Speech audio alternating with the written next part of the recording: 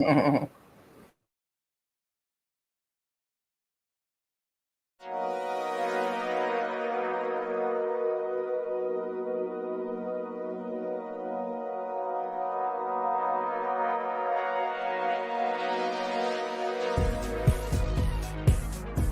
everyone, thank you for tuning in to another episode of Paranomaly Beyond Disclosure.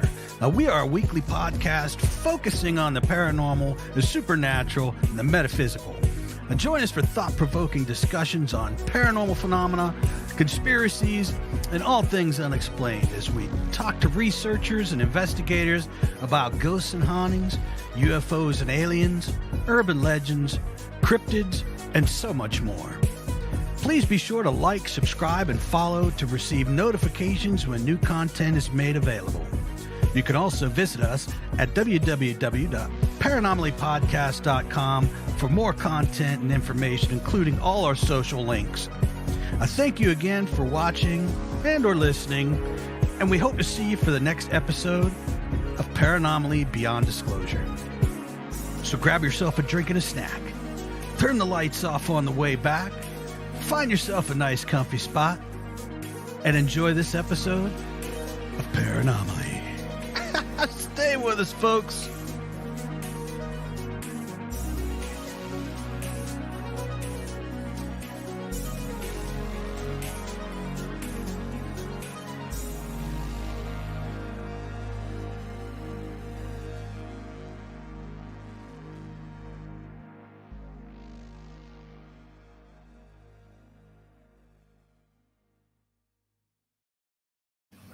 Hey everyone, thank you so much for joining us, and thanking everybody for tuning in on the UNX network. And what'd you say, Ronnie? I thought she said something. I must be going crazy. I can't so we have some great people on here, and we're talking about the Staticom. Now, this is a groundbreaking way to communicate with the spirits, and I am just completely fascinated with anything spirit communication wise. I've been in this field for 30 years, and my favorite thing is of course EVPs, because you have to ask yourself, where does the voice come from? I mean, it came from someplace. We know that there's definitely something going on. It's way different than seeing little blinking lights. This is the deal, folks. This is definitely the deal. So let me see here. Let me minimize this. Can you please tell me a little bit about yourselves? Who wants to start? Got Team Wrathman for the steal. All right. Well, Cherie and I started paranormal investigating about 14 and a half years ago. I was a complete skeptic, didn't believe any of it. She tricked me into going on a ghost hunt. That was Valentine's Day. Yeah, 14 and a half years ago on Valentine's Day. I had two choices, take her or have her mad at me until next Valentine's Day. So I took her. I played along. She had fun. That's all I cared about. When she got home, though, she started going through the recordings, the photographs, the video. There were things in the pictures that weren't there when we took them. There were voices answering question after question. I was blown away. My father was a physics, chemistry, physical science instructor, so my entire life, everything was science-based. Ghosts was not part of that. Well, when she started calling me over, what's this voice? Where did this voice come from? Was blown away and couldn't debunk it. And so we went back again and again and again and again. And 14 and a half years later, we're still doing it. But EVP was my biggest draw. I don't care about a blinking light or music playing, or it tells me nothing. But when I can get a vocal with timing and relevance to the question that I asked from something that is not in front of me, when I can tell if it's male or female, I can tell if it's an adult or child, I can tell what kind of mood it's in, I can tell if it's happy, if it's upset, if it's angry. I can tell if there's a territorial accent or dialect, or if it's speaking a different language, all before I even hear what the responses they gave me. So that was the draw for us. Fantastic. Ron, tell me about yourself. Well, first of all, I think that blinking lights do tell us something, that it's time to dance. Kidding. But no, I've heard you speak on that stuff before too, Todd, and I agree. I think there's a certain amount of information you can extrapolate from it, but I think it gets stretched tremendously beyond what it actually tells us when it does tell us anything, because it correlates to something, but not as much as maybe we link to it as a field. So I started out just about 13 years ago. At the time, I lived in Southern California, and so the person I was seeing at the time, we ended up agreeing on watching one of the shows. I'll try to shorten the story. We ended up going on some public investigations, got asked to be on a team. I was also immediately interested in EVP, but I was with Chad Lindbergh, Debbie Constantino, and a group of people at the Glen Tavern Inn on the 3rd floor, and they were doing a spirit box session. Everybody introduces themselves, and the last two people do, and then Chad goes, and hi, I'm Chad. And it could have been maybe 20 seconds, give or take, afterwards, and I heard a voice go, I know Chad. And I went, what does he have in his hand, and how do I get in on this racket? Because that's amazing what just happened. I didn't have to go home and review that. I heard it here. So I got totally immersed in the idea of this real-time communication stuff. Flash forward, and I'll let Lourdes tell her intro part of it. Flash forward, I saw that there had been a lost art of spirit communication that predated the Frank's Box by Frank Sumption or any Ghost Box or Spirit Box, called direct radio voice. And I couldn't believe seeing the efficacy of the method that nobody was doing it. And then I looked at Lourdes. This is around 2019. I went, we're going to sit in front of static for a while. I hope our relationship can survive it. Here we are. And it turned into direct radio voice and different renditions of that, which then eventually, with the partnership with Tony and Cherie Rathman, which is one of the best partnerships we could have ever hoped for, became the Staticom Project. Yeah. And well, for me, I was kind of born into it. My family practices Espiritismo, which is a form of mediumship in the Caribbeans. But then I saw something very young that terrified me, so I shied away from that for a long time. But I still had paranormal experiences, so I knew that things happen that we cannot explain. But I did shy away from it until I met him in 2016. And what intrigued me was EVP. That's what fascinated me the most. And then we started doing Staticom, and then, not Staticom, direct radio voice. Right. Direct radio voice, which evolved to Staticom. And is it Cherie? Cherie. Cherie? Well, Yeah. Tell us about yourself, please. Well, Tony already explained everything, but I'm from the Philippines, and I'm Catholic, and my parents is so strict, and when I was little also, I have some paranormal experience, and I didn't even know at the time about, ghosts. All I know, I'm scared because that's what brought us with, when we were little by my mom. So I kind of have some not interesting. When I moved to United States, I watched this paranormal shows. So I'm kind of like, that's interesting. So I've watched one, and I asked Tony, hey, come over here and let's watch this. So, and he's like, by the way, he is the biggest skeptic person I've ever met. So he said, oh, I don't want to watch that. That's BS. So he doesn't want that. And then again, so Valentine's Day. So I said, this is a good idea. He asked me, what do I want for Valentine's Day? And so I decided, I want to be adventure. I know, right? So he did some research, haunted hotel here in Arizona.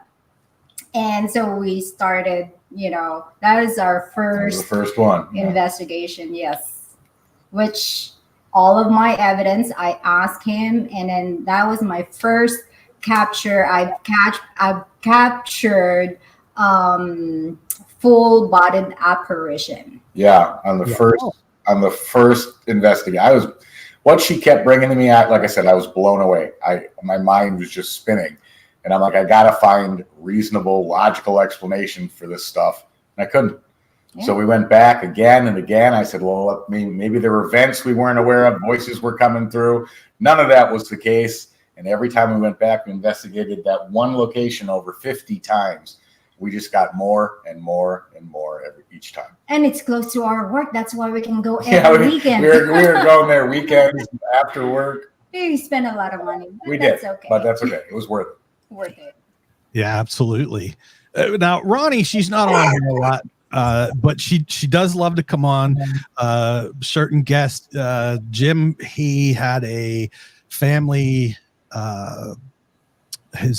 I guess there was a death in his family. So Ronnie's going to step in. She's been a paranormal investigator for a long time as well. She is an empath. She can, let's just say the ghosts, they find her. They find me. Yes. I'm not looking for them. They just pop up, and it's like, oh, okay. Is that a real person or is that a ghost? What's going on?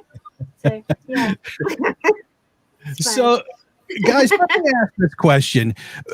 Way back in the day, when you guys started in your paranormal adventures, we had kind of primitive stuff. I know I did way back, because I was using my first piece of equipment to take out was a reel-to-reel tape recorder. Mm-hmm. So that is how far back I get. That's how old he is, y'all. Yeah. And I hate to say that, but even as I used the reel-to-reel and I used micro cassettes, things like that, I've always found that, to me anyway, I got more EVPs on tape than I did digitally. Every digital recorder I've bought, it was like hit and miss, but I had a lot on tape. How do I want to put this? What was it that changed you into the way that you went now? Because you are basically, you're digital, but it's not what people think. It's a different type of digital. Well, I mean, I can start to answer that, at least from our perspective. But the reason you probably felt like you were getting more EVPs on a reel-to-reel or a microchip is because the machine itself has internal mechanisms that are spinning, rotating the motor of the machine. That motor creates basically a white noise sound when it's spinning within the recorder.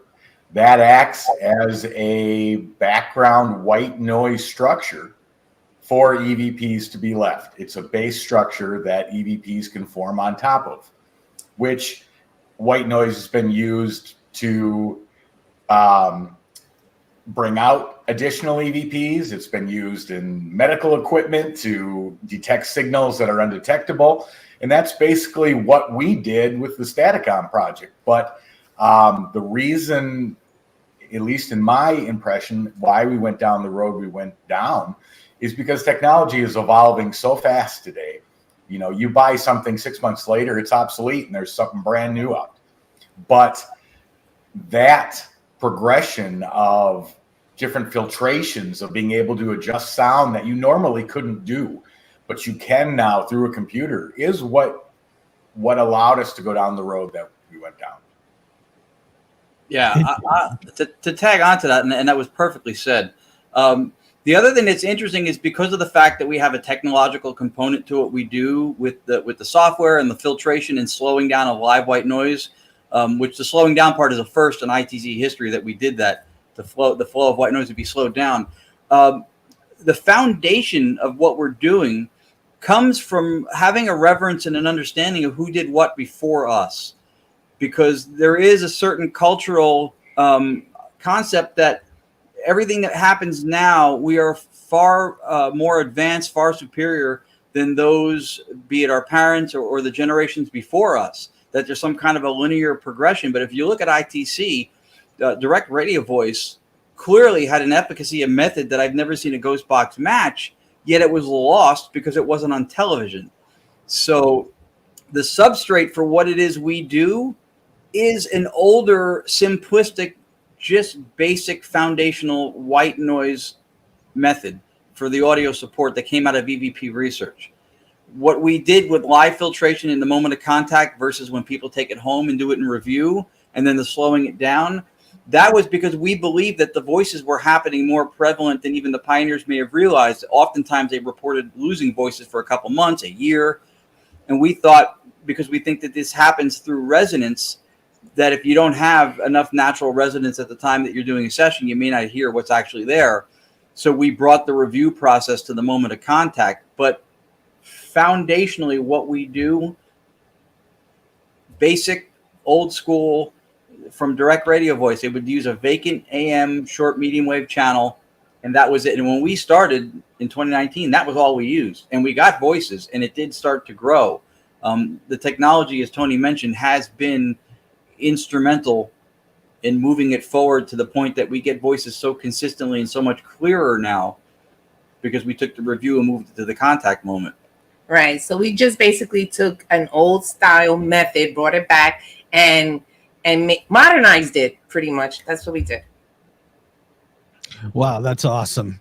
Now, is there still in what you do, is there still like what I would have to do in loading the clip into a program, playing it in reverse, forward to try to get these voices? No, it all, everything Ron just explained all happens in real time. The white noise is slowed down in real time. The audio is cleared up, filtered in real time. And it's literally, I mean, I don't know how else to explain it, but it's the closest thing to Thomas Edison's phone to the dead. It is a two-way conversation back and forth. And what we do is, go ahead, Cherie, go ahead. Oh, I was going to add, and there's no more cleaning when you're trying to listen. There's no more cleaning because the voices of the spirits is pretty clear. So we don't have to review and then see what's, being said. You can hear it live. You can hear what's being said. The other thing we do, which I don't think was mentioned, was the voices come in through a process we call stochastic, well, not we called stochastic resonance. And basically when the spirit speaks, they'll speak at a certain hertz or kilohertz, and that will match up with frequencies within the broadband white noise spectrum. Well, through stochastic resonance, the voice level gets raised, kind of like the difference between a single bee buzzing a foot from your head or the whole hive. That whole hive sound is that elevated sound. That's what happens to the voice. Then we go through and we cut out the base layer of white noise, leaving only the voice. And that's all happening in real time. And what we're also doing is slowing down white noise, because earlier pioneers had discovered that the voice is coming faster than the human ear can detect it and faster than we can speak. So we slow. And Ron then also got a message that we believe that it was his mom, and he only heard one word, and there was like 3 sentences in there. So we decided to slow down and filter white noise in real time. So that's what we do.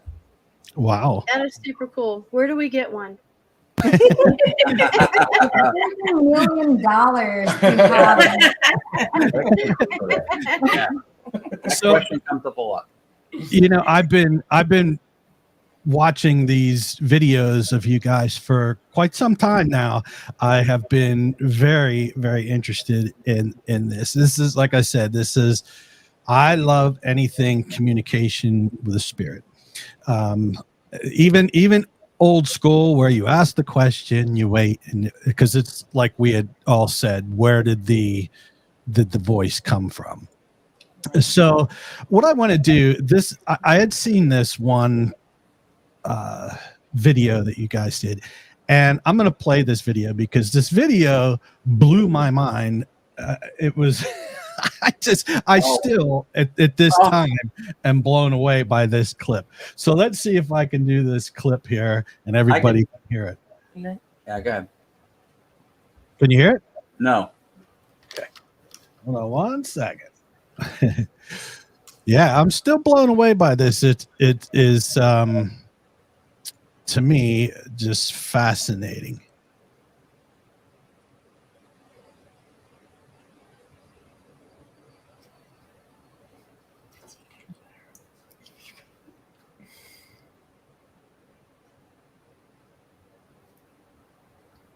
Yeah, we can't hear it. anything. We'll Okay. hear the sound. While he tries to, you can explain maybe while he Yeah, I tries. was thinking. Yeah, so this was at this is the Samuel Miller Mansion, the headquarters for My Haunted Manor, that Daryl Marston and Trey and Jeff Bader do, which is a fantastic location that they run it so well, with that data collection and investigations going through there. So we went in for the first time. Daryl's worked with us before, Daryl Marston. And this was arguably for us one of the most interactive Staticom sessions we had. Like it was, and the machine, everything was running upstairs in the room above us. We just brought the speaker downstairs because of the location is arbitrary. It doesn't really matter. We're in the same structure, and we were asking questions based on stuff that they knew possibly from historic stuff, from mediums, about somebody possibly have been tortured or abused and buried and killed, and so we had a line of questions that followed. And this is just a snippet of it, but there were answers after answers. It was an unbelievable session. Yeah, I'm not sure why my volume is not bringing that up, but yes, it was just so incredible to hear when you asked if it was a male or a female, and it said it was a woman. I was like, oh my God, this is crazy. So, Ron probably has it and can play it.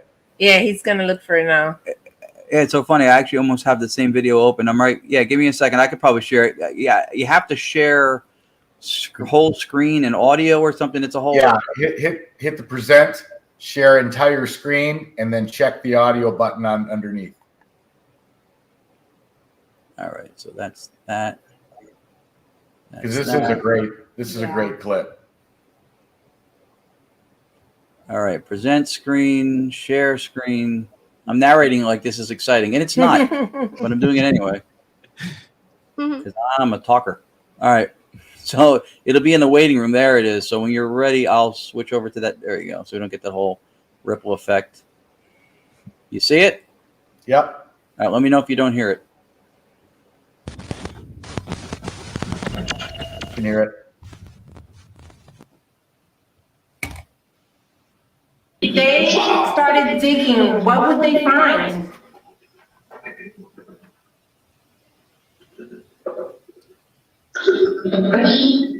First, yeah. Oh my God, yeah. Is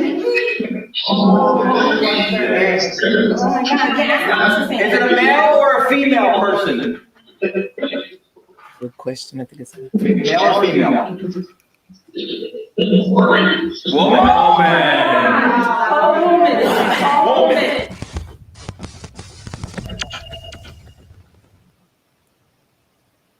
wow, that is so incredible. I just, when I was watching through these videos, I was blown away. I'm like, that is definitely direct. I mean, you asked the question and they definitely spoke out. actually she was. Oh yeah, there you go. Sarah Dickerson. She's there. Yep, she's there all the time. She's staff. She's part of the team at My Haunted Manor USA. It is an amazing location. And it's definitely worth checking out if people can. We went 2 weeks later when Dustin Parry was there because Daryl's like, you guys come back? We went, all right. Yeah, that basement session, that first time was unbelievable. Well, I'll let you guys go ahead and tell everyone. Oh, wait, one question here. What do you think of these? Remember this? This is probably going to be out before long. When you guys get your stuff finished, and because it's not out anywhere, is it? Your Staticom. No, So- we never came to developed it to go to market. It was always done for research. This is something that we all shared as a group. Tony built unbelievable ghost boxes for 13 years and never sold one. And that's not a knock on those who sell them, because it's a good cottage industry. But it is a statement to the legitimacy and genuineness of his doing research, because he could make money from it and he doesn't. Those boxes, particularly like the one you had, they work. They work off the same principle Tony explained very well a minute ago, which is stochastic resonance. When something matches one of the frequencies in the white noise, you get amplitude. But the idea that they were originally designed on, or the ghost box or the Frank's box, that fragments of sound would be splintered and fragmented up from the sweep, and then the spirits would move certain allophones and phonemes and syllables into certain places at certain times to form certain words when they want to say certain things at breakneck speed with no latency. If you just imagine that physics exists, because it does, that defies all logic, all reason. There's no way that anything physical, sound-wise, could be manipulated that quickly. So there has to be something else at play. We think the resonance with the white noise, just like what we do, is how they work. But every time it hits a frequency during the sweep, it's like if you and I were on the phone and I kept intermittently hitting the mute button, right? It's a break in the resonance. They don't have access to that noise for the moment. And so you get a brevity or shortness to the messages. But essentially, they do work. It's just, I think that the method itself truncates its own progress. Like it can't do what Staticom does. Right, because they're not using radio at all. They're not using the syllables, the sounds. They're using the white noise. And even before we turned DRV away from the radio to a white noise generator, we had discussions on it prior. And I remember Lourdes saying, you know, I don't hear it during the stations. I hear it above or below the frequency, because she was absolutely right. When they speak was just during those small increments of white noise between the stations, but they're so brief that that's what truncates the communication. And as soon as it hits the station, your communication is gone. Hey, Ray. Yeah, and so what we did, and this is another thing I think that collectively we're like-minded and do, we looked at every criticism that ITC has, because we want to try to address it. We're not looking to fool ourselves or anybody else. So the first thing we looked at is that what are the main criticisms that ITC gets? Radio bleed-through is number one. You're picking up voices from the radio. So we removed the radio. Now we have a closed circuit system that runs from a generator where the oscillations are made live, goes through an interface, goes through the filtration, comes out the speaker. So there's no ambient point of entry, can't receive or record. The only other thing that ITC gets hit with is that the stuff you're hearing, we've been told, are warbles and artifacts of sound, because we can always discern patterns and randomness, and white noise is random. So first of all, and we looked at this and went, all right, well, that's a valid concern. To say that we can discern patterns and randomness is not a statement of debunkery. It's an appeal to our intellect, because that's how we communicate. We hear certain sounds with syntax, inferentially, referentially, that form language that we understand. We don't ever hear the cackle, meow, meow, meow, and go, oh, he wants to take a ride to go get treats, right? That doesn't happen. So that speaks to our being able to identify language that we know, familiarity. The other thing we looked at was, and this happens in the paranormal and in science a lot, is it gets labeled as random. White noise is random. Random is an empty drawer. It's what we say when at the moment we cannot plausibly calculate it or measure it. So we say that it's random, but it's not fundamentally random. White noise is affected by charged ion particles, electromagnetic fields, quantum fields, deterministic speech, because that's what we hear. So to say it's random is really not accurate. What it is it's computationally irreducible. At the moment, you can't calculate the factors that are governing it or what's affecting it. Same as the coin toss at the Super Bowl. They random. It's not random. You have trajectory, wind speed, gravitational forces, angular momentum, but they're not going to have a team of scientists on the 50-yard line calculating the coin toss. They want to play the game. So random is really not the right way to say it. It's certainly not fundamentally random. Right. And the other thing is, I hear a lot of people, they're saying about pareidolia, things like that. Now, look, if I have a clip and I play that clip for all of us in this room, and let's say 4 of the 5 people hear exactly the same thing, well, I'm to the consensus that that's what was said. Right. You know what I mean? Right. So trying to like, trust me, I know some very skeptical people. In fact, I know someone that works for Skeptical Inquirer. I believe that's the name of it. Kenny Biddle. You might have heard of Kenny. Oh yeah, we know Kenny. Well, we get along. We get along with him great. We know Kenny. Yeah. He's a brilliant guy, and he's got his turf, and he does his work. Absolutely. Yes. So, you know, I've heard a lot of his stuff, and him saying that, you know, it's basically, it's nothing. Right. But you can't solve one crime and go, well, now that I know how this murder happened, I know how every murder happened. Every specific piece of evidence has to be scrutinized in its own integrity, of its own will. It has to be examined one thing at a time. So there's no blanket statement that's going to explain all of it away. The other thing is pareidolia gets thrown around like WebMD throws around headache. Yes. It's a symptom of everything.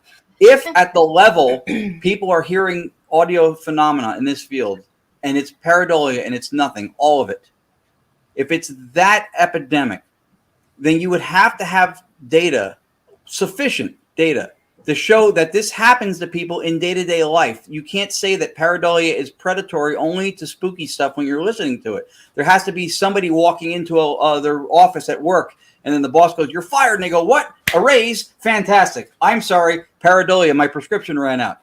But it doesn't happen. It just seems to be predatory to this field. So it's very convenient to blame mishearing stuff and fallibility of hearing, Right. but it doesn't cover the gamut of what's captured. Because if you have, okay, let's say you have a voice that came through that it was clear, but not clear enough. And half the room hears one thing and the other half of the room hears the other. That doesn't mean that it's pareidolia. Because if you say the word trick and I hear brick, just because I misunderstood what you said doesn't mean that you didn't speak. You didn't say a word. Yes. So, you know, pareidolia happens. Yes, it does happen, but not to the extent that people use it for when they try to debunk things. Well, the other thing too is that when you're doing it live in front of a group of people and the whole group heard the same thing and all agree, Right. you pretty much have to take pareidolia or auditory pareidolia and throw it out the window, because that's, like Ron said before, that's how speech works. The human vocal tract can only make 26 sounds, and from that track, all of our language is said, it's spoken. So if people are hearing the same thing, that's telling you what they heard, it's probably correct. And those are each individual subjective experience that are coming back with the same thing. An objective consensus truth is a red herring. There's no objective truths in science or in the paranormal. There's everything. Even when you observe something through instrumentation, you're observing it through your sensory input, which makes it subjective. So there's no way around it. This is not something that's tenable at all. So you have to look at that, I think, for sure. Yes. No, I agree 100%. It's the field. It kind of jumped from when I was doing it and having to research everything at libraries. And I mean, because we didn't have the internet, and trying to find people, it was very hard to do. So I had to learn to be HVAC technician. I had to learn to become a carpenter. I had to learn to be a weatherman, because I needed to know if the steps was creaking, what caused that creaking. Was it the house expanding, contracting, and that's what made, a window crack or creak? Or so now everything has become like entertainment. They see it on TV, and that's what they expect, and you're never going to change their minds. Now, there's still a lot of good people out there trying to push the envelope, such as yourselves. And this is where my interest and curiosity is, with those like you that's pushing forward to find answers. Because I mean, you can say to somebody, "Hey, where does a ghost come from? What is it? Third dimension, fifth? Is it parallel? What what I mean? Everyone's going to have an opinion of it, but they're not getting down to the nitty gritty of it. Plus, we have the proof factor that we can't prove, because, well, we're not dead, so we don't know. We have to go by quantum science and physics and all that good stuff. And even that too, science doesn't prove, math proves. Science leans into what's most probable based on all possible avenues being explored. So first of all, we don't even know that we know what all possible avenues are.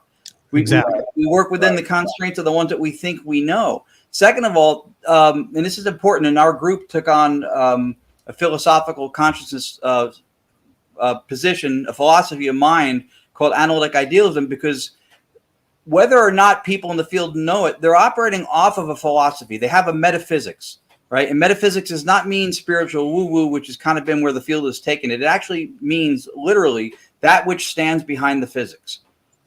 Physics and science tell us what nature does. It models and predicts behavior, what we're going to see next. It doesn't tell us what reality and nature are.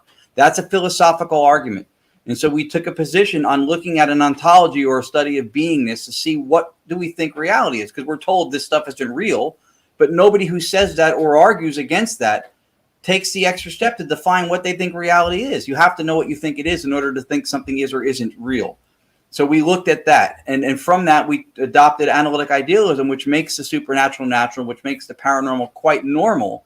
And then science, again, can model and predict behavior, but just because you can't quantify and measure something doesn't mean it doesn't exist.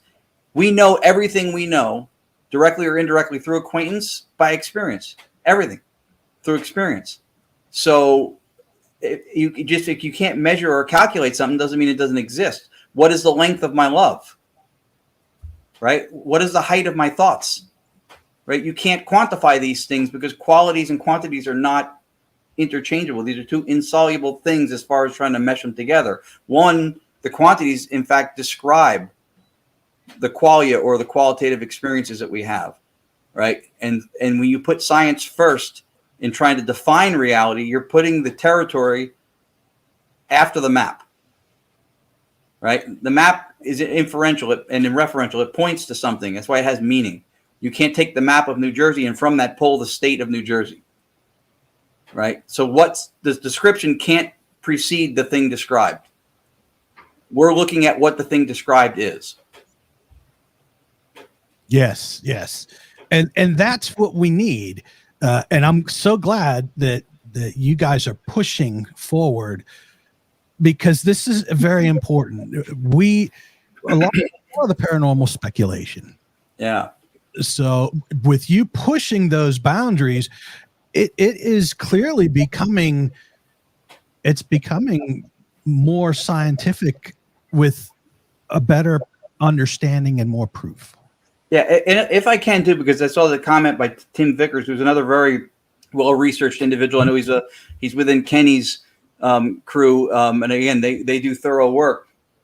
The only thing that I would tag on to that, and this is something I know that they say, is that the claimant has the obligation to provide proof of their claim. The onus is on the person making the claim. Yes. My only retort to that is, when something comes up as alleged paranormal evidence, there's only three possible positions to have. It is paranormal, it's not paranormal, and I don't know. Those are the only three possible positions. If you say I don't know, you're acquiescing to the fact that it's a mystery, it's unknown, it's anomalous, which is fine. But when somebody doesn't meet the burden of proof to show that it is supernatural, it's not Little League Baseball. The team that doesn't believe in it doesn't win because you didn't meet the burden of proof. And in fact, when you say it's not paranormal, that is also a claim. So by that stretch of logic, you also have the same onus to prove that it isn't, that somebody who says it is, because that is also, like, if you have a claim, you have to support the claim. At least to me, that would be a consistence of empirical adequacy to say that whatever your position is, you should be able to support it. Right. Because that's true. The burden of proof lies on the person making the claim.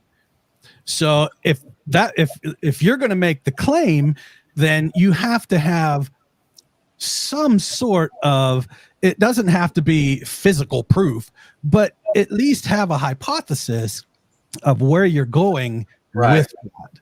Right. So that people can understand and they can say, oh, okay, I understand now what you're getting at. Right. You know, it's why, like, when I talk to Kenny, like I said, I got mad respect for the guy. He is really good at what he does, and I've seen him do experiments with EVP recorders and Mel meters, things like that. So this guy, I really enjoy Kenny's stuff. But we are into that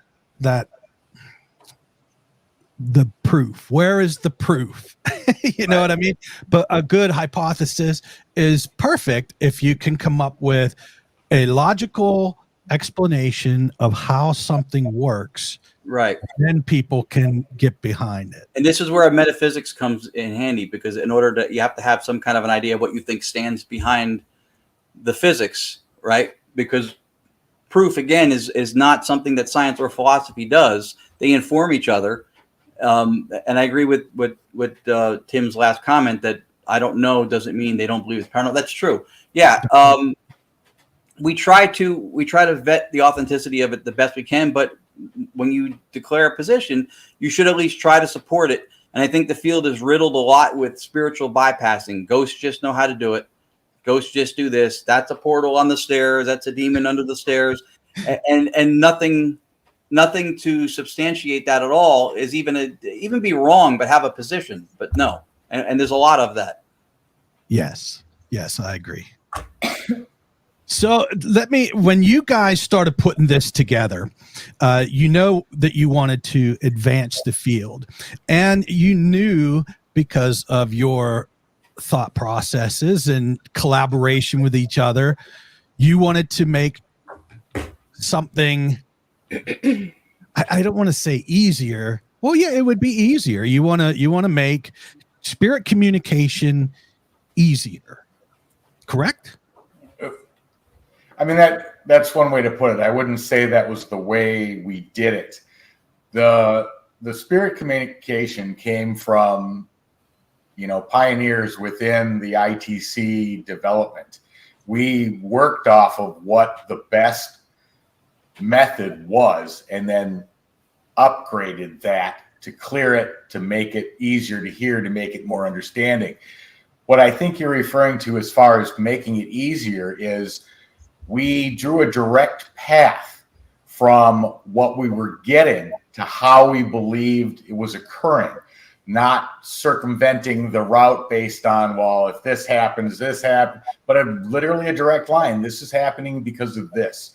That went through the technological build of Staticom to the philosophy of analytic idealism, of how we believe that we are communicating with consciousness, which is then tied to universal consciousness, and that's who we're communicating with. So it wasn't a matter of just trying to make it easier. It was a matter of understanding what we were receiving and how we believed then that was occurring without complicating that process of what was occurring. Yeah, and we looked at everything that had been done historically by the pioneers. We looked at what's been done to date, and obviously you have to look at some of it with a grain of salt. But we felt it got to a point where, from internal coherency, from empirical adequacy, that it meets a prima facie level of plausibility that makes it worth looking into. There's something there, and we don't know exactly from where it comes or what it is, but it's beyond the point where you can deny that what we're hearing are voices. These are voices. These are words, and we don't know the origins. We cannot say for certain who it is. We can try to pin that maybe sometimes based on proprietary information, but we're trying to do what is most skeptically parsimonious. We're trying to go with what we know, what we're informed through philosophy, what science informs us, tells us, and from there build hypotheses and then hopefully theory out of that. Because you can see a lot of times the same data gets thrown all over the place. If I have footsteps outside my house in the morning in the mud, I could say that somebody came to break in, they saw an alarm system, the door was locked, and they thought it was a bad idea and left. From that same data, I could also say, and this is what the field does sometimes, I could say that a ship came down from the orbit of Saturn, landed in my neighbor's backyard, broke into his shed, stole his Crocs, his popcorn, came over here, realized there was no salt on it, went back over there and took his popcorn to space. I could say that story from the same footsteps and data. But one of them is more parsimonious, has the least theoretical entities and explanation, and the other one's building things into it to create a narrative or to sustain one. And that's what we try not to do, because it does seem to be something that's too prevalent today. Yes, I agree. Honey. So let me ask this other question here. Now, when you started to go in the direction that you did, and I don't want to say too much because I do know some of the a long time ago, someone was working with electronic guitar stuff, and these are all apps, and they started putting them together in chains. They started chaining the things, and then it like went away. I didn't hear any more about this. So going in that direction, and I understand that the Staticom it's a work in progress. It's going to be continuous. You're going to continuously build on it. And now, with that said, what was the influence that you had with doing this? Like what was the influence that, like, you could say, well, I want to make these voices clearer. So now you use, and this is all done on a computer, correct? Yeah. A laptop. Well, the filtration part. I'm going to tell you how it started. Ron is not a builder. He's not a builder at home. He's not a fixer-upper. He just is not good with his hands like that. And so he couldn't build spirit boxes and ghost boxes, but he was very passionate about the field. Go ahead. Now you continue your story. I mean, that's pretty much it. So I wanted to participate in ITC, and I looked for something that I could. Tony, on the other hand, brings a wealth of, I think, wisdom to this equation, because not only is he on board 100% with Team Staticom, but he built ghost boxes. So he knows the predominant method, and he knows what it is we're doing from a position that few people have. Yes. And that definitely makes tons of sense, because he already knows, what it's supposed to do and how it works and how he can bring it into a different, what's the word I'm trying to use here? But yes, no, Tony, describe that for me. Before you speak. So we have like 13 or 14 spirit box. So Tony tried to keep building and try to enhance, try to make it better than the other. Because I keep asking him, is there any way that you can remove this? Because every time we use it, we review it, it hurts my ears and it's my head. You can't even make out the word. So at least he tried. He has the reverse one. We had silent ones. Yeah. The problem wasn't in being able to probably enhance the speech any more than we did, because we had some pretty clear stuff with no static sound at all. The problem, which we already stated, was in the philosophy of how spirit boxes work. They do not use radio fragments. So the fact that we couldn't get more than a couple of words at best response through a spirit box, and you couldn't get answers all the time with timing and relevance, because unless those areas of white noise were available for them to respond and communicate, they got skipped right over. So half the questions you ask, they may have tried to answer, but you're hitting radio stations, you'll never hear them.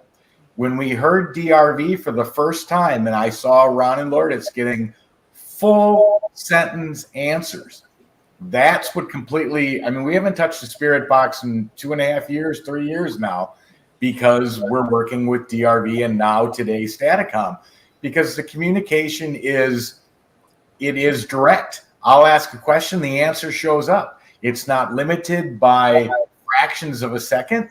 It comes through as long as they want to speak. Ron and Lourdes have 1 minute and 7 seconds of one spirit going on and on, complaining about all sorts of things, but it's a single voice.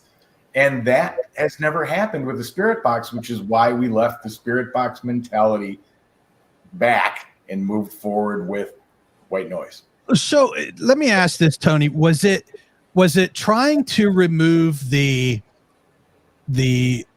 space in between where the where the ghost box cuts to each channel. The like Cherie was saying, the now if you use a portal and you have a noise gate, you can cut that back, but you can still clip everything with a noise gate and still miss a ton of information.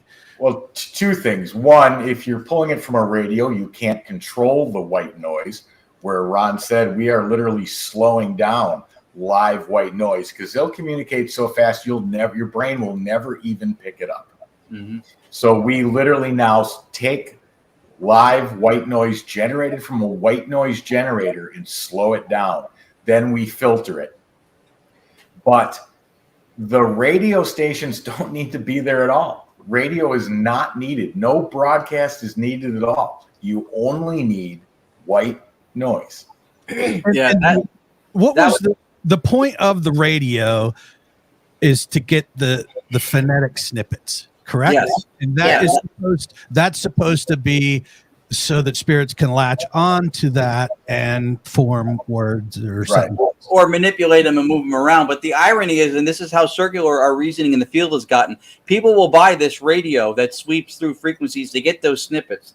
And then they'll disconnect the antenna, put it in a Faraday pouch, which is, I don't know why, because you bought something that swept through radio to get fragments. Then they run an orbital speaker on a 3.5 millimeter jack plug out of the pouch, and guess what that wire just recreated? There's your antenna. Yes. So it's completely absurd. We're not thinking about what we're doing. The main thing, real quick, the main thing about the noise gate thing that doesn't solve the problem is because the substrate for the phenomenon of vocals coming through is the white noise, or in the ghost box modality, it's the sweeping ghost box. So if you use the noise gate to control some of the noise that comes through, the facilitator, the thing that's foundationally at the beginning of the process, is still the same. It's still sweeping through the frequencies with it being curtailed the way Tony explained it.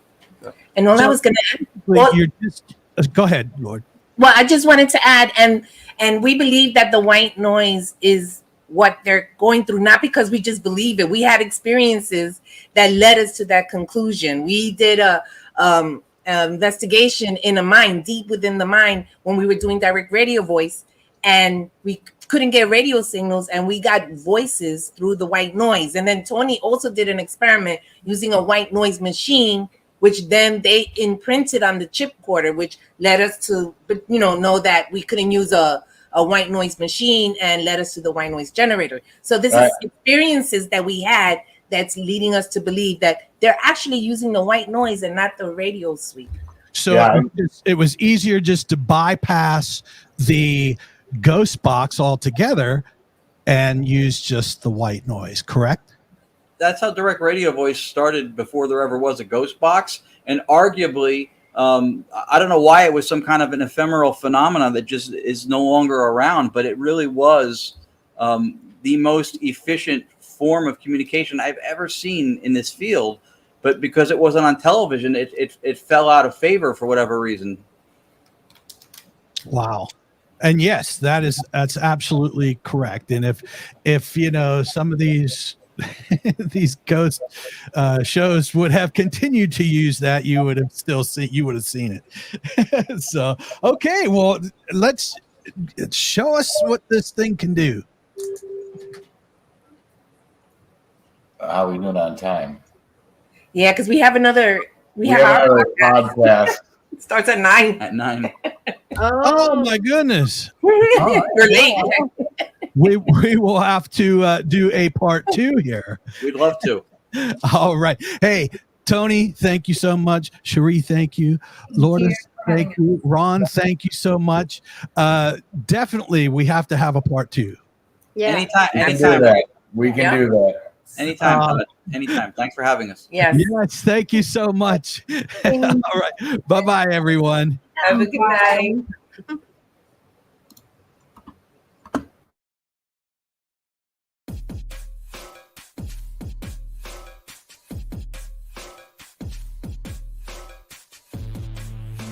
Thank you for tuning in with us tonight. We hope you enjoyed this episode. Please be sure to like, subscribe, and follow to receive notifications when new content is made available. A Paranormally Beyond Disclosure is looking to talk with ufologists, researchers, investigators, contactees, abductees, channelers, and more for upcoming shows.